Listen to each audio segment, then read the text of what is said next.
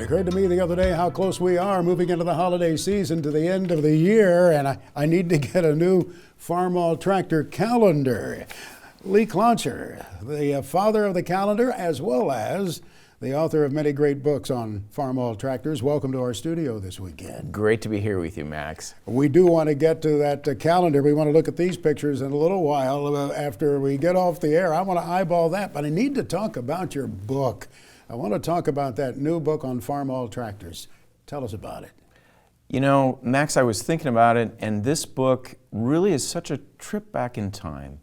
For me as the author, it was a trip back in time doing the research and going to the early part of the 20th century when the tractor really changed our entire society. And one of the things that really takes you back is the photography.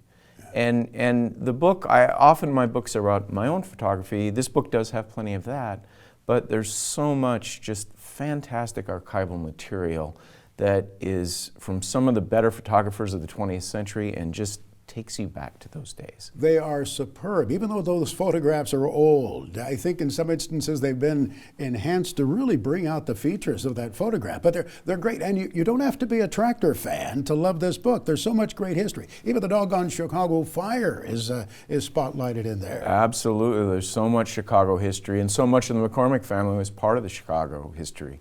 And those images are so beautiful because those photographers used large format cameras that with big pieces of film, so they are absolutely pin sharp and just time travel pieces. I've sometimes used the reference of a coffee table book. That's not a kind comment about this book, and I will never use that, I think, in reference to your wonderful books, because there's so much history, so much photography, but so much research has gone into it. That's the thing that constantly impresses me. And you work so hard for accuracy.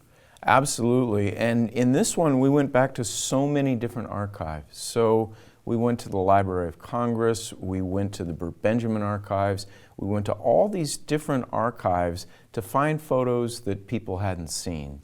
So both to give those readers that just want to experience that time through images a treat, as well as the really serious enthusiast who's seen all the other books is going to go in and see photos they've just never seen before. You know, with old tractors, you can find 10,000 experts. As I've found over the years, I mean, it's humbling to me how little I know about the history of these companies. But if you sit under a shade tree at any farm show in the summertime, you'll get so many different opinions. Well, you know, this wasn't so. This was done this way. So you've had to sort through all of that and get the grain from the chaff, so to speak. Absolutely. And one thing I've learned, certainly, it's super humbling because there is so much knowledge and so much history. IH spans such a large span of time, had so many different divisions, was such a big company. So I'm always learning things, and I've certainly learned the most important thing is to keep my ears open and listen and find those people that know the most about, say, a Farmall regular. And we made sure those people, as many as we could find, reviewed the book before it went to publication. So we had, I believe it was over 25 different people read the entire manuscript or the section they knew. And they would often tell us more, so we learned more things. We learned the Super M's had like 5 different variations called stages. I didn't know about all this. Now we know there's stage 1, stage 2, stage 3, and the Super MTA being, I think, stage 4. But all those little details help make the book a richer resource. Take a few seconds to zero in on one specific photograph that you really like. I would say there's a photo of a man that Russell Lee took. Russell Lee was one of the farm security administrators, and he is on his farm with his Farmall in the 30s, and much of what they were documenting are those hard times of the 30s.